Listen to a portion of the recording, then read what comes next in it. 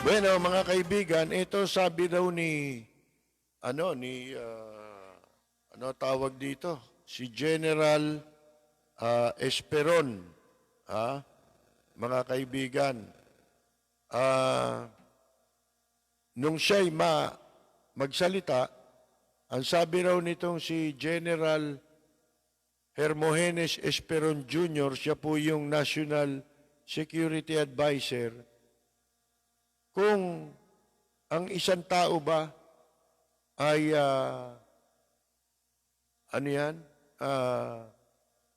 pwedeng maging terorista base sa kanyang post sa social media. Oh, mga kaibigan, tinanong si Esperon, yung National Security Advisor. Oh.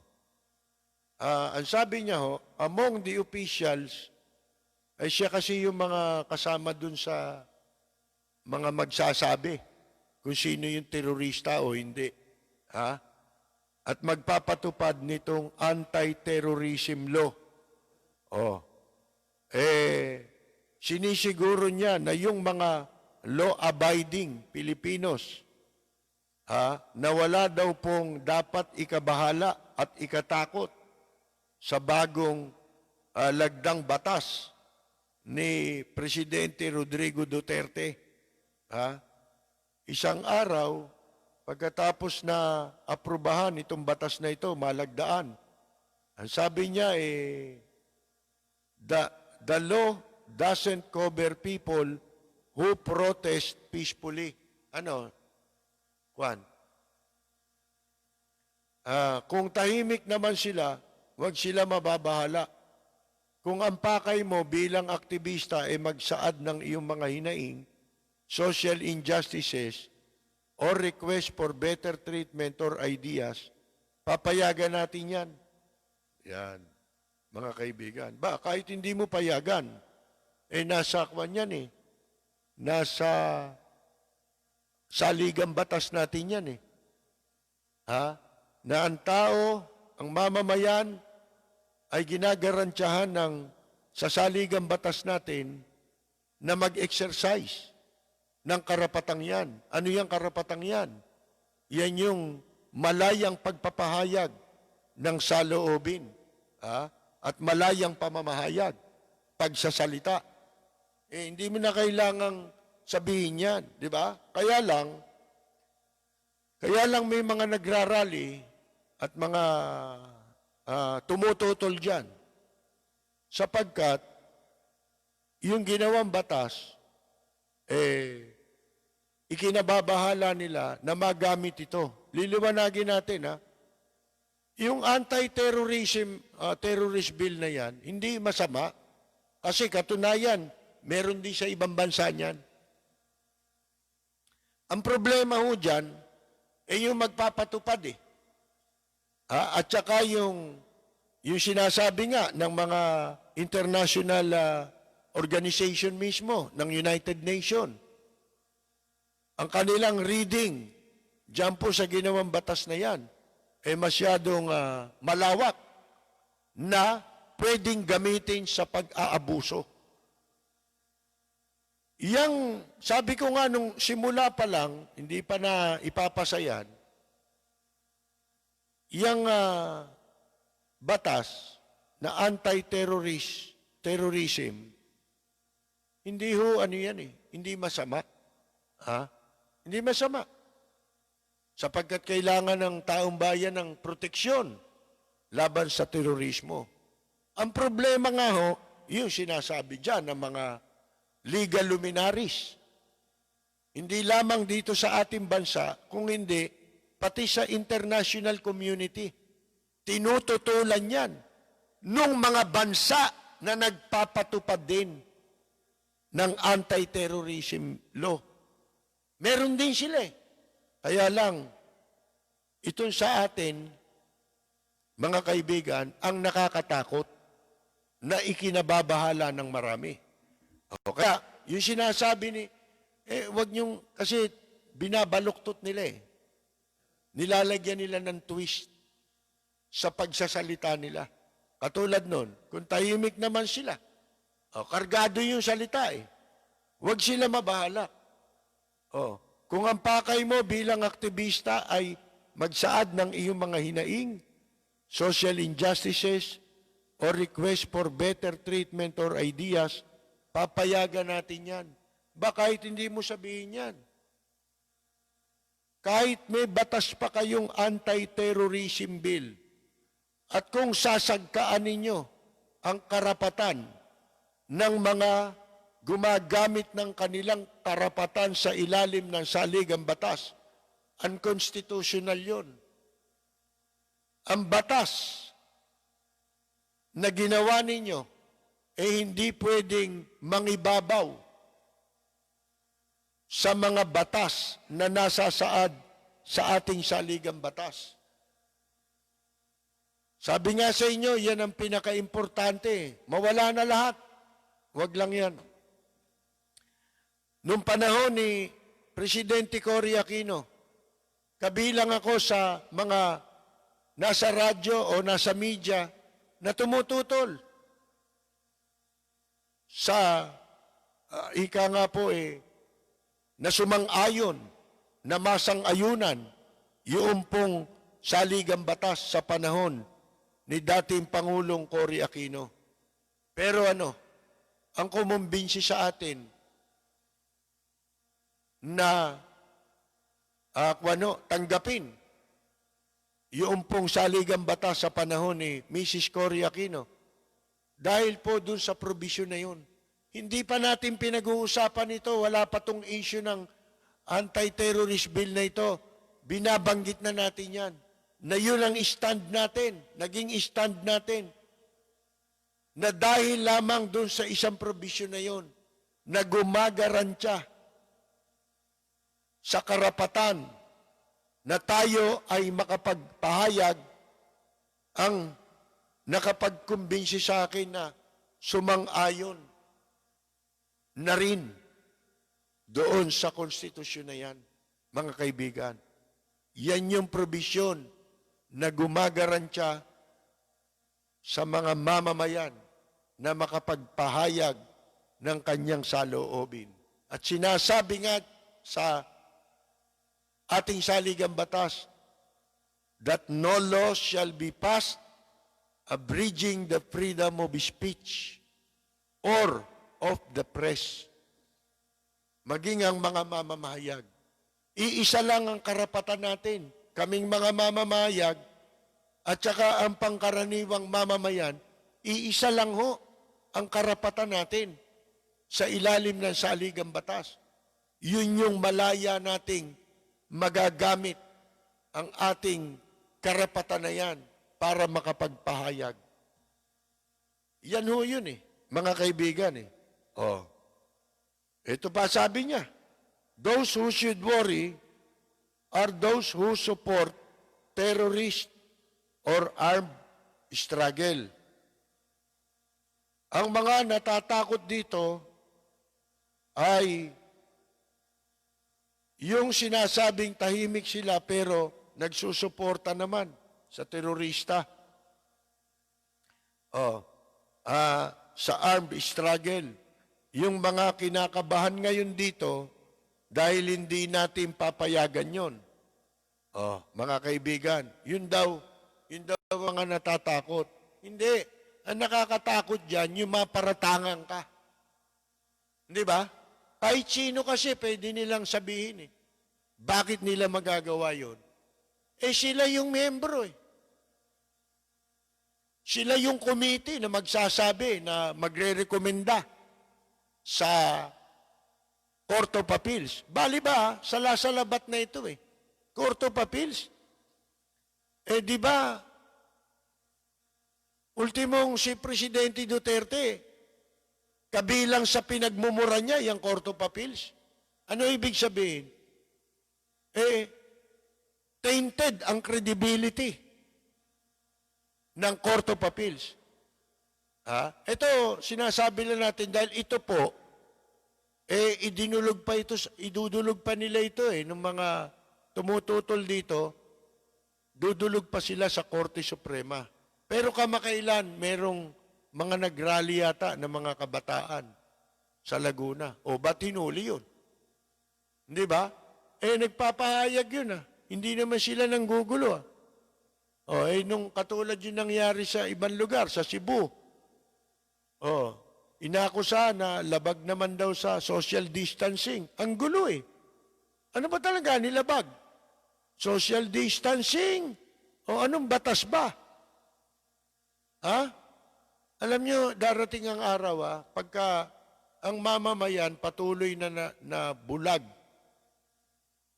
o kaya walang kibo. Dadating ang panahon na puro kalupitan ang naghahari dito sa Pilipinas. Yung mga anak ninyo, kayo na mga walang ginawa sa inyong panahon, na nilulupig ng inchik, pinalulupig tayo sa inchik, ng mga nasa pamahalaan. Tapos gumagawa ng mga mapaniil na batas na nagpapakipot sa kalayaan ng mga mamamayan.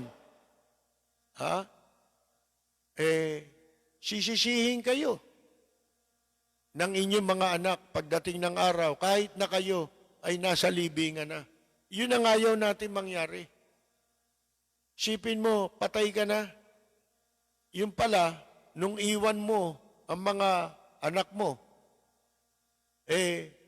masama ang lagay na nasa panahon pa tayo, buhay pa tayo gumagawa na ng mga ng mga naglalatag na ng mga batas na magiging mapanglaw ang magiging buhay ng ating mga anak at ng ating mga apo. Pagdating ng araw, dinadanas na nila yan. Mga kaibigan, wala na tayong magagawa dahil tapos na tayo dito sa mundong ito. Baka mamura ka pa ng mga anak mo ng iyong mga apo. Ano sasabihin? Mga walang yan naman pala kayo nung gawin itong mapanupil na itong mga nag-imbento nitong mga ganitong batas, wala kayong ginawa sa panahon ninyo Dapat tumutol kayo Kaya minsan tinan ninyo yung mga nagrarally, may silbi rin yan Baka akala ninyo. Yun man lamang, magkaroon sila ng silbi ron. Ayan ba mga yan, terorista na ba yan? Naalala ko tuloy si Enrile. Naikukwento ko sa inyo nung panahong kami nandun pa sa isang himpilan, panahon ni Presidente Cory Aquino, yung himpilan na yun, talaga mula umaga, from sign-on to sign-off, may mga, puro komentarista ron, laban lahat kay Cory Aquino. Mga kaibigan, kaya ang ginawa nitong si Linggoy Alcuaz, sinara. Dahil siya yung yung commissioner ng NTC. Kinuha niya yung kristal. Nagkaroon ngayon ng investigasyon ng Senado. Pagkatapos masara yung istasyon, pinatawag ngayon sila sa Senado. Pinagpaliwanag sila, bakit ninyo isinara yung impilan? Kasi si Enrile, alam nyo, kalaban na niya yung administrasyon na yun, kaya naghahanap na ng mga kakampi. Yung mga yan, ganyan yan Pagka kapanalig nila yung nakaupo, wala silang kibo Pagka hindi na sila kapanganib, pagka masi-sequester na sila, yun, kakampi na sa totoo yan. Para kumuha ng simpatsya ng makakakampi. Ngayon, ano sabi ni Enrile? Sa investigasyon, sa Senado. Ano sabi nila, Enrile? Bakit mo isinara yung istasyon? Bakit mo isinara? Sabi, ito binabanatan yung gobyerno, ganyan. Yung presidente. Nagsisip-sip si Linggoy eh. Gumawa ng ng sarili niyang sarili niyang batas din eh. Kalahin mo magsara ka, sigaw kayo na sigaw, demokrasya. Di ba? Pagkatapos sasaran ninyo istasyon. Nung panahon ni Marcos na sinasabi niyo yung diktador, hindi nga nasara yun eh. Dahil tapos na martial law, binuksan na ulit yun eh. Hindi nga nasara yun eh. Ang daming bumabanat kay Marcos nung panahon ni Marcos doon. Sa istasyon na yun, sa DCME. Hindi nga sinara eh. Pagkatapos kayong lumalabang kay Marcos na sinisigaw ninyo, diktador si Marcos. Nung maupo, sinara ninyo. Ano sabi? Yun nga, binabanatan daw si Marcos. Si Cory. Mga kaibigan, pagkatapos sabi ni Enrile, bakit? Doon ba sa sinabi nilang yun? Pagka ba sinasabi yun doon sa radyo ibig ba sabihin nun, babaksak na gobyerno? Pinararatangan pa subversibo bakit yun? Sabi niya nung panahon na yun. Paano? Hindi na siya kaalyado ni Cory nun Di ba? Kaya, nagagawa na niyang maipagtanggol ang katotohanan. Ganun talaga katulad si Tony Liachon, yung doktor na tinanggal nila sa IATF, mga kaibigan, bilang advisor. Noong bang nandun siya, malaya siya nakapagsasalita? Hindi niya magawa. Kailan siya nakapagsalita ng totoo? Nung tinanggal na siya. Walang preno kung bumatikos. Malalim at makatwirang komentaryo. Mag-ingat ang mga politikong gumagawa ng kalokohan at baka kayo ay tamaan ng Rapid Fire! Ang hindi lang natin alam kung ano ang kahihinatnan nito sa Korte Suprema, mga kaibigan, yung kinu-question, yung pag-question dito sa constitutionality. Kasi, may paglabag sa konstitusyon talaga Yung pong, yung anti-terrorist law na yan, mga kaibigan, merong mga, sasagka sa kalayaan ng mamamayan. Takip ng issue. Lahat ng issue ginagamit. Desperado na mga kaibigan Walang mapatunayan Itong administrasyon, lalong-lalo na sa panahon ng pandemya na kailangan natin ang gobyerno. Pero ngayon, nakita ninyo, gaano kalaki na ang bilang ng mga positive ngayon, pasyente. Ang balita, puno na lahat ang ospital na naman. Nalagpasan na yung 40,000 na prediction ng University of the Philippines. Mga kaibigan, yung ginawang study ng University of the Philippines na tumutugma sa sinasabi ni Dr. Tony Liachon, yung sinibak nila sa IATF dahil nagsalita ito na sinosuppress, itinatago yung pong katotohanan tungkol sa sa COVID. At saka walang ginagawa, walang sense of urgency yung gobyerno, mga kaibigan. Ayan na. Sumabog na. Magsi-50 mil na pala ngayon. Mga kaibigan. Tapos nung bago matapos yung Mayo ba yun, nakarambuan? Di ba kinongratulate agad ni Roque yung pong sarili nila? Congratulations daw. dahil hindi raw umabot sa 40,000 yung pong yung bilang na sinasabi ng University of the Philippines. Pero anong petsa lang tayo ngayon? Sa isla ngayon, mga kaibigan. Ilang araw pa lang, wala pang 1 linggo. Yan na. Mahigit na, magpi-50,000 na.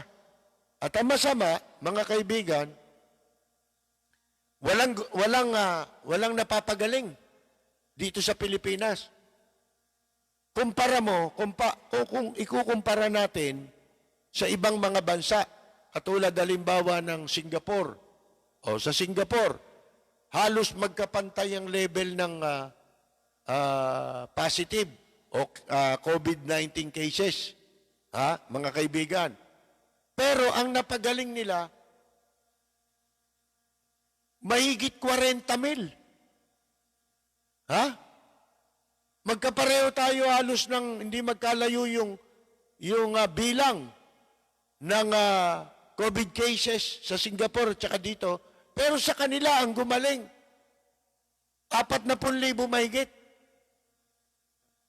Mahigit tayong 40,000 eh. Ngayon, mga kaibigan, ang kaso ng COVID ngayon, malapit na papunta na sa 50,000. Pero yung napagaling nila ron, mahigit 40,000. Nakita ninyo? Ang namatay, ilan lang?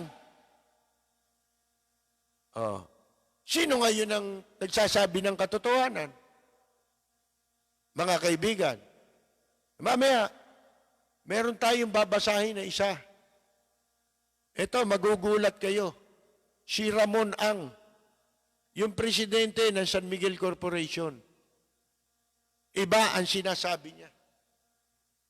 Mga kaibigan, sa ginagawa, sa nangyayari ngayon, dito sa pandemya. Mga kaibigan, kayo ba may nakita?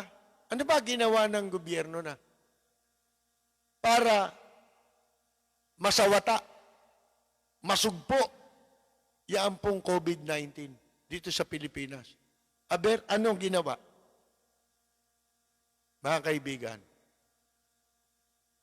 dito ba ang laki ng pondong nawala? Nakakita ba kayo sa karsada na may namigay naman lamang ng ang gobyerno ng face mask? Meron ba? Nakatikim ba kayo ng libreng face mask mula sa gobyerno? Wala. Mga kaibigan. Wala man lang nagsasagawa ng sanitation eh. Ano ba tawag doon? Yung nagbobomba? Mga kaibigan, di ba, nung bago pa ito, bago pa lang, sabi ko nga sa inyo, 1 buwan at kalahati kung inuukil-kil sa programa natin, ang panawagan sa gobyerno na gumawa na ng desisyon para ipagsasara na ang mga dapat isara. Gumawa na ng hakbang. Sapagkat dapat nagbase na tayo sa mga resulta na ng pangyayari sa ibang mga bansa. Yun na yung barometro mo eh. Di ba? Sinara eskwela, magsara na kayo ng eskwela. Huwag na nating antayin na may mga bata ang madamay dyan. Mga kaibigan. Pero hindi, inabot yun ng 1 buwan at kalahati hanggang sa nung March 15 tsaka o 14 lamang sila nagdeklara ng lockdown. Sinong may kasalanan? Gabi-gabi yun. Sinasabi natin sa radyo yun. Mga kaibigan, lahat ng dapat gawin, hindi naman galing sa akin eh. Galing saan yun? Galing sa pagbabase natin sa mga pangyayari. Tayo, laging sintido kumun lang tayo eh. Hindi mo kailangan maging highfalutin eh. Sintido kumun lang eh. Katulad nito. Nagluwag sila. Ano sabi natin? Bakit nyo luluwagan? hindi naman bumababa yung bilang. Pataas ng pataas yung bilang. Bakit ka magluluwag? Ang katwiran nila ngayon yun daw, kailangan daw talaga mabuksan yung negosyo. Ani mo, negosyo, wala rin yan. Wala rin mangyayari dyan. Dahil ang tao, hindi rin naman kikita Di ba? Katunayan, lumabas ka. Pumunta ka sa mga restaurant. Tingnan mo kung katulad ng dati. Wala na Oh. Sino nag-utos magluwag? Di ba sila? Sino nag-utos maghigpit? Di ba sila rin? At ngayon, sinasabi ni Harry Roque, mga kaibigan, baka raw, pag hindi pa, nabawasan, babalik na naman tayo sa ECQ. Yun lang ang alam nilang gawin Magdeklara, mga kaibigan. Pero anong ginagawa nyo? Maliban doon. Wala. At mamaya magugulat kayo dun sa sulat na yun. Hindi sulat, artikulo ito. Hindi ko naman nabasa sa periodiko Nabasa natin online sa isang inauguration ito. Merong inauguration na nando doon si Ramon Ang. Ito yata facility na ginawa laban dyan sa COVID-19. Proyekto nila, ibig sabihin. Mga kaibigan. Pero may mga kasama silang nagsusulat. Di ba? Nagpo-post sa social media. Alam nyo ngayon, hindi ka naman pwede magpa-cover ng media ngayon, di ba? Bibihira yung coverage ngayon. Ang nakatutok ang media ngayon sa mga, yung mga kaso na ganyan, di ba? Inapapaulat na mga krimen, yan. Pero yung mga ganyan, mga pagtitipon, bawal kasi ang social gathering, di ba? Mga kaibigan. Kaya sila na lang ang gumagawa ng istorya nila. Mamaya ho niyan, sa ikalawang bahagi ng ating programa natin, babasahin yan. Ito lang ang masama. Itong investigasyon nga po sa ABS-CBN, pantakip lang yan Kasi nga, wala. Diversionary yan. Para hindi makita ng tao yung tunay na kalagayan, pati na sa pananakop ng inchik dito sa ating bansa. Para malibang tayo, mailihis ang usapan. Siyempre nga naman, pag natakot ka na magsalita, dahil dun sa anti-terror bill, mga kaibigan, hindi mo na mapag-uusapan ang mga malalaking issue. Ano ba malaking issue? Dalawa malaking issue. Yung China, unang-una. Hindi lang alam ng publikong pangkaraniwan yan, lalo na yung mga hindi nagso-social media. Di ba? Na kung ano na yung tumataas na tensyon sa karagatan na kung saan nandun yung mga teritoryo natin na sinakop ng China. Mga kaibigan. Hindi nalalaman ng publiko yan. Pero mapapanood mo yan. Mababasa mo yan sa mga lumalabas na balita sa ibang bansa, galing sa ibang bansa ang mga balita. Kasi nakatutok tayo dito sa mga COVID na yan. Tsaka, alam nyo, yan ang pinakamalaking problema natin ngayon, yung China. Masahol pa sa COVID yan. At kaya nga siguro hindi pinagtutuunan ng pagpapahalaga ang pagsugpo dyan sa COVID-19, mga kaibigan, dito sa ating bansa, para hindi mahalata ng tao. Kung nasa ang estado na ang masamang lagay ng Pilipinas dahil po sa mga inchik, itong China, Isipin ninyo yan. Ah, pinalilitaw pa eh. Ayun, yung mga pogo, kunyari may umalis na pogo. Pero hindi ho yun ang balita natin. Kung totoong may umalis, merong bumalik dito. Merong mga ibang nagtatayo. Patuloy ang pagtatayo. Yan lang kasi noon, tagal ng bukas ha. Alam nyo ba yun? Nabalitaan ko, kinumusta ko. Kumusta kasino? Walang tao masyado. Wala raw talaga. O konti na lang ang tao. Isipin ninyo. Kaya kahit naluwagan mo pa, wala rin eh. Malugi pa lalo eh. Lalong malulugi yung isang negosyo. Halimbawa, restaurant ng negosyo mo. Ayun. Halimbawa, restaurant ng negosyo mo, hindi ba? Nagbukas ka ngayon. Tapos hindi naman pala kikita yung restaurant mo dahil walang customer na gaano. Kung may pumasok man, halimbawa, nakasampung customer ka, kikitain mo ba yung ginastos mo sa kuryente at saka sa empleyado mo? Kikitain mo ba yun, yung pagod mo? Mababalik ba yung pinuhunan mo? Wala. Kaya sayang lang. Kung ako tatanungin ninyo, total, ayaw naman nilang Ayaw nila ng may mga pupuna sa mga ginagawa nila. Manonood na lang kami. Forever na gawin nyo hanggang 2022. Ako mas gusto ko yan eh. Bakit? Tahimik eh. Di ba? Mababagot ka nga lang sa bahay. Kaya kailangan gawin mong busy yung sarili mo. Magtanim-tanim ka. Kami, nagtatanim-tanim kami. Kung ano-ano. Di ba? At least kung may bibiling ka man, konti na lang, pansahog na lang, may gulay ka na. Mga kaibigan. Gawin mong busy ang sarili mo.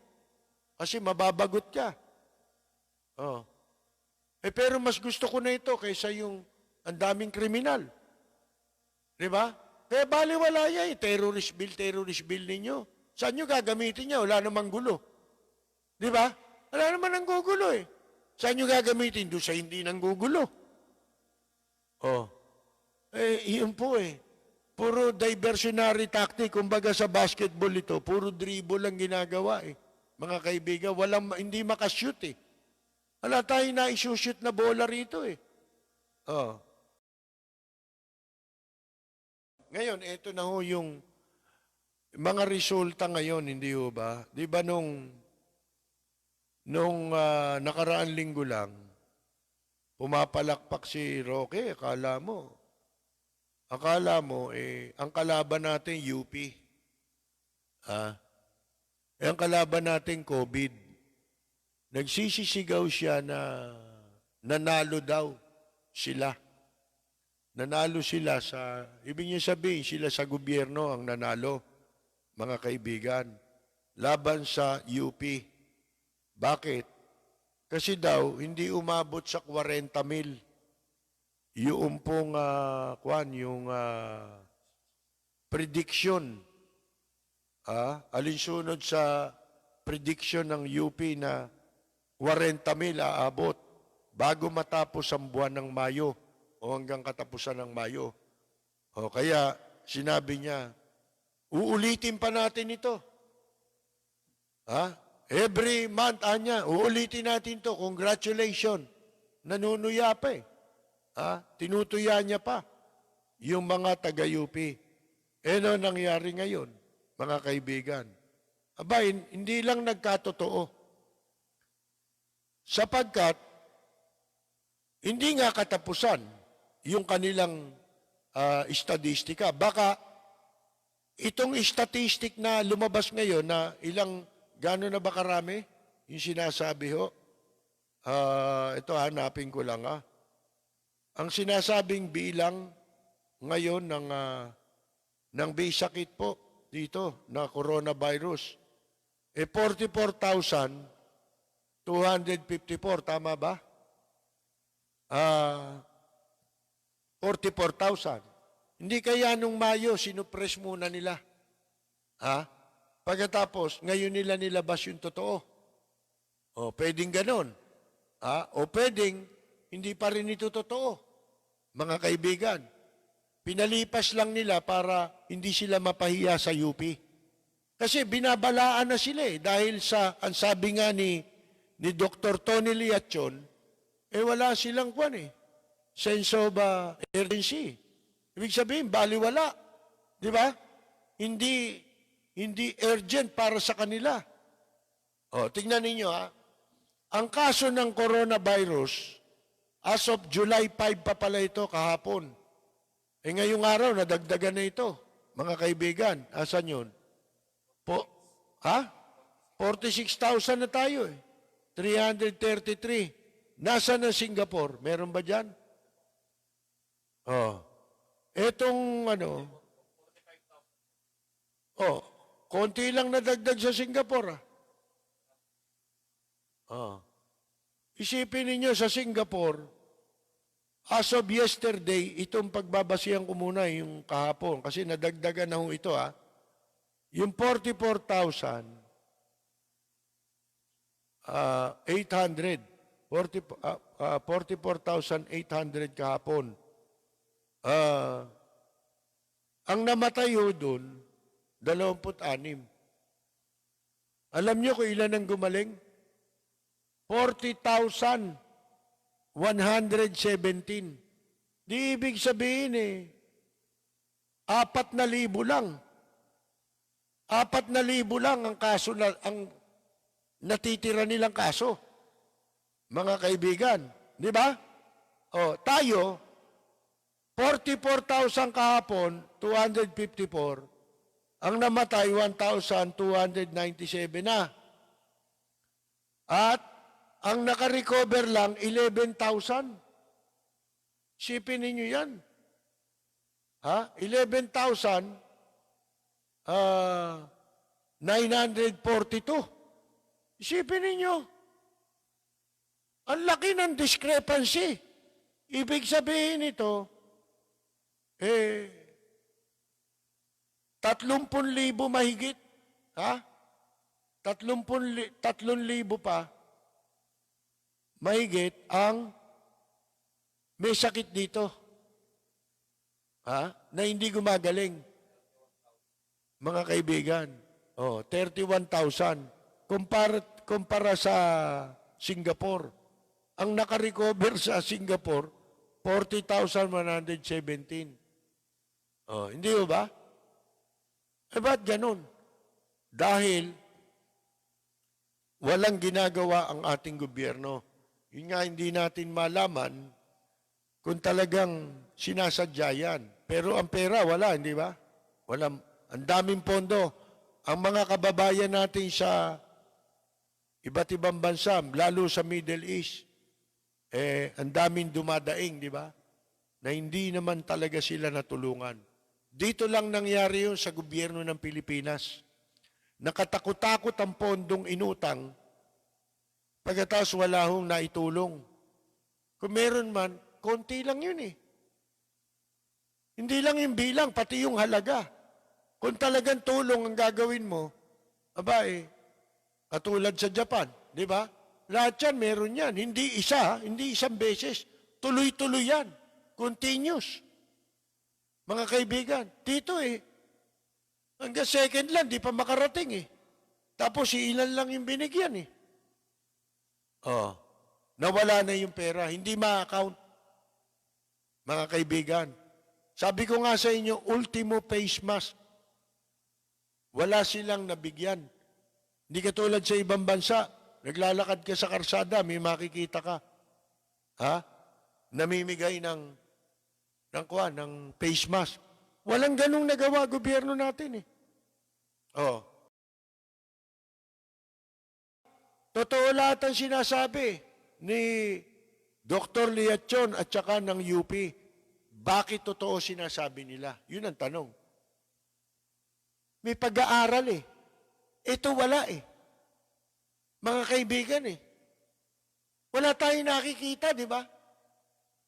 Ang sabi nga ni Dr. Tony Liachon, sinusuppress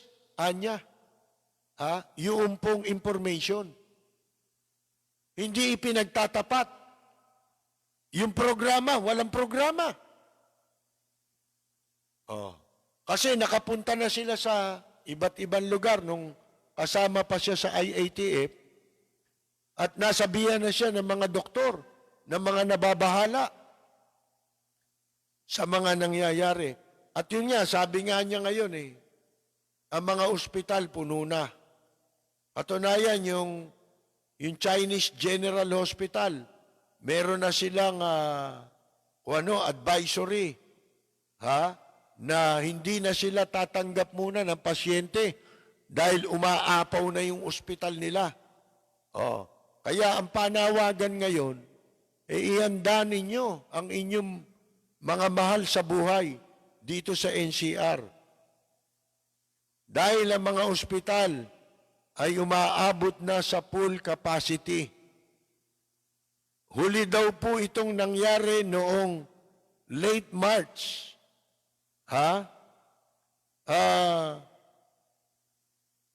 At naulit ngayon, mga kaibigan. Ano ba talaga? Hindi natin na maintindihan ito siguro, lalo na kung una nating i-address dito talaga yung pagpapalayas sa mga inchik. Ang balita natin, may nakakapasok Hindi nga natin maintindihan kung may diferensya sa ulo itong immigration. Alam niyo, sabi ng immigration, bawal daw umalis ang turista. Ang sino man na magtuturista sa ibang bansa, bawal daw umalis. Kung matinong tao yan, kung may utak yan, mga kaibigan, kailangan niya ba sabihin yun? Bakit to? Kahit hindi mo sabihin yun wala namang aalis para magturista sa ibang bansa Bakit? Hindi rin papapasukin Ano tawag mo ron? Gago? Ano ba? Magtuturista ako papuntang Japan? Pupunta ba ako ron? Ba't ako pupunta ron Bawal nga pumunta. Kukuha ka pa lang ng visa rito, hindi ka nabibigyan Pupunta ka pa. Ano ba ito? May mga sira na ba ulo nitong mga taong ito? Mga kaibigan, bawal pa raw umalis ng bansa pag turista. Sino nga tatanggap sa'yo? Mga kaibigan, yun nga ewan ko kung naiuwi na rito yung mga kababayan natin na stranded yung mga patay, yung mga namatay sa Saudi, mga kaibigan na hindi maiuwi yung bangkay dito sa Pilipinas hanggang ngayon. Wala nang balita ron, di ba? Binigyan lang tayo ng ilang araw na napalugit doon. Ito, meron sinasabi si Charlie Fry Kasi sabi nga ho ni Dr. Tony Liachon, meron, naulit yung nangyari nung March ngayon, na puno ang mga ospital, mga kaibigan. Umaapaw ang pasyente. Kaya, dapat nag-iingat ang buong pamilya ngayon, Kaya mas gusto ko, todo nyo na ECQ nyo na. Di ba? Hanggang 2022. Total, wala naman kayong gagawin, Mantakin ninyo yung MMDA, lahat ng pagkakapirahan Sipin mo, nagpagawa ng barrier, mahigit 150 milyong piso gagasusin doon. Para doon sa dadaanan ng bus. Yung bus lane, nilagyan nila ng barrier yun. Sipin mo, ang gagasusin daw doon, paggawa noon, mahigit 100 million yata. Mahigit 150. Ganon. O mahigit pa. Paano kung pumalpak yun? Makikita mo, puro pagkakapirahan ang ginagawa dito Sipin mo, ilagay mo rin sa kaliwa, yung bus stop. Paano ngayon tatawid yung tao? Gagawa ka pa ng tawiran? Sus Mariosep na kalokohan. Di traffic yun, isang lane lang yun Pag guminto yung isa, hinto na lahat yung nasa likod mo. Di ba? Pag nagbaba ng pasahero yung isa, edi hinto na lahat yung nasa likod nun. Edi, siyempre, ito hindi na naman magtatagumpay, halatang halata mo, di ba? Pag hindi nagtagumpay, ibabalik ba nila yung pera? Ha? Nawawaldasin nila dyan o winaldas nila dyan? Talagang mga taong ito. May pa-inspection pa rin nangyari, di ba? Nag-inspection yung mga congressman. Kaya doon lang lumabas si Danny Lim para umarte. Ha? Mga kaibigan. Hindi mo naman nababalitaan yan, di ba? May kukolekta yun eh. Project na naman eh. Basta may makukolektang project. Lulutang. General daw, Danilo Lim. Kudeta, mga kaibigan. Ito sabi ni Charlie Fry. Paano napuno nung March ang mga ospital? Wala pang 1K ang cases nun. Ibig sabihin, itinago talaga ang totoong bilang simula pa lamang. Yun na nga yun. Di ba? Mga kaibigan. Ganun na nga. Yun nga yung sinasabi ni Dr. Tony Liachon eh. Yung hindi nire-report yung totoo. Itinatago ang datos, mga kaibigan. Kaya hindi natin maintindihan ito. Bakit ganun, hindi ba? Bakit? Ano ba balak nila? Paramihin talaga? Hanggang sa ma-justify yung perang nawawala. Ganun ba yun? Sus Mariose po. Batiin muna natin itong ilang mga taga-subaybay natin. Sina Arlene Tañedo Barrias at Mon Barrias ng Amsterdam, mga katropa natin. June Gases, ang bokalista ng Abracadabra, na nasa Guam ngayon si June, si Walden, si Walden, family musicians, Kihan, Walden Kihan Berry, si Jorge Beichong ng Tokyo, Japan, si Buenos Dias Joel Diaz at Carolina Luge ng Italy. Sana hindi lang natapos yung aming magandang streaming ngayon, baka bukas kung papala rin tayo, maganda nyo nang mapapanood ang programa natin. Kala namin matatapos kanina, hindi namin natapos. Bukas mas magandang streaming natin. Maghapon naming pinagtsatsagaan yun kanina. Hindi rin natapos. Kaya bukas abangan ninyo, maganda na. Ang ating pong mas maganda ang live streaming natin, mas maliwanag. Si Ella Samson Albiar, binabati natin, Susana de los Santos, si Ka Ani Flormata Saludes, si Ka Enyang Mina, si Rosita DC, yan, Carmela Torres Balcos, Carol Torres Brihiño, si June Di Valencia, mahusay na singer, actor, si Yula Sotelo, isang veteran musician, si Andres Bonifacio ng Michigan, si John Paul Bertuldo Jr., Ditch Bertuldo, si Mercado Season Felipe Defort, si Gloria Latorre watching from Guam, si Peter Lee from Australia at Francis Mangahas, si Presi C. Pantoja ng New York, si Mercado Season Felipe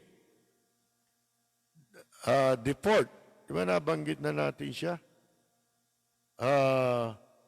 Si Emmanuel Inigo from Jubail Kingdom of Saudi Arabia, meron nga rin pala tayong audio streaming,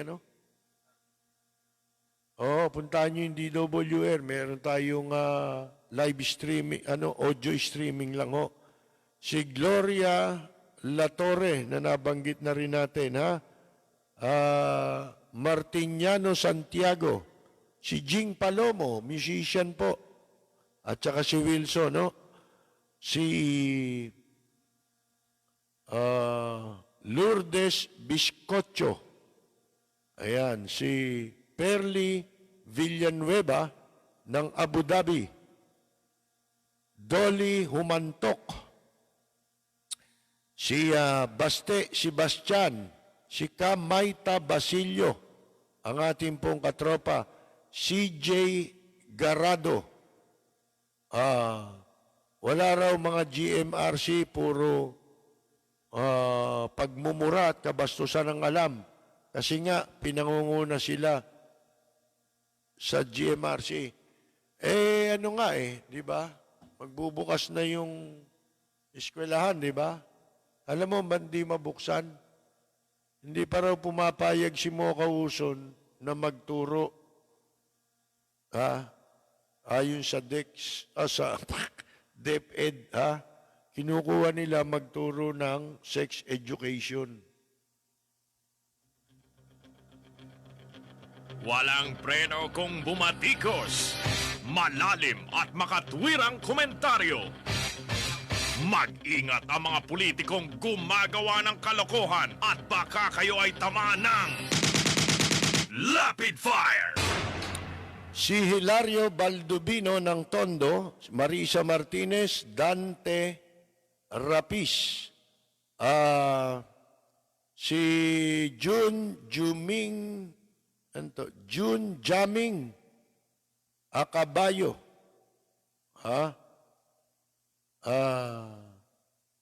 si Nestor Sebastian, Alex Camacho, si Rene Tolentino ng The Rhythm of Three, si George Santiago, si Denver Collins, si Pepe Madlang Bayan, si Erlinda Tarun, si Rico Bautista, Maria Cristina Pantalyon, si Mary Louise DM, Choi de la Pasión, siyempre si Charlie Fry na nabanggit na natin kanina, singer-songwriter. Si Chito Manalo, isa rin dating musician na kasama natin sa Japan. Ani Lima Hoyosa, si Fe Cuizon,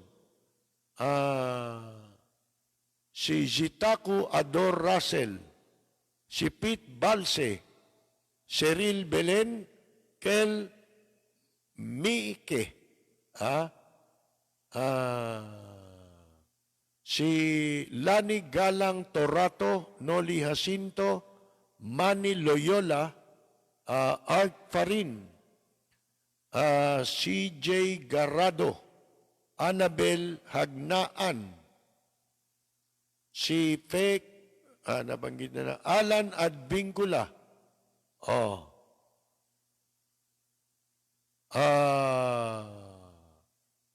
si Radex Gonzales, si TC Cuevas, si Ismaele Pabatini na ating katropa, mga kaibigan, at napapakinggan nyo rin dito, kung di lang nagkaroon ng pandemic, kasama natin sana yan, si Ismaele Pabatini, si Val Luga. Ano ba ang may pagmamalaking nagawa ni Bonjing Remulla sa probinsya ng Cavite? Meron ba o wala? O, Ebanghelito Dalangin, si Rogie Tortalakino sa Cebu ay binabati po natin.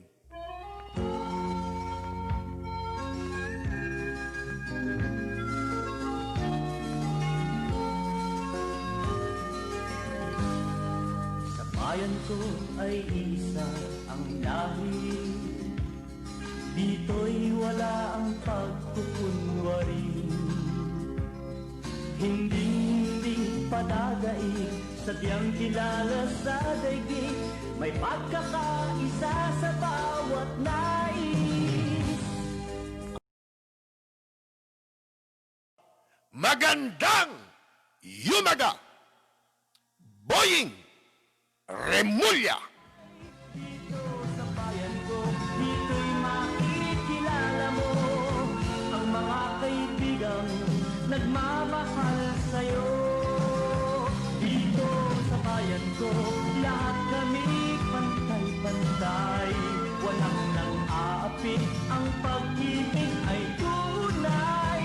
Dito sa bayan ko, dito'y makikilala mo ang isang kaibigan, ang mga kaibigan, ang bawat kaibigan na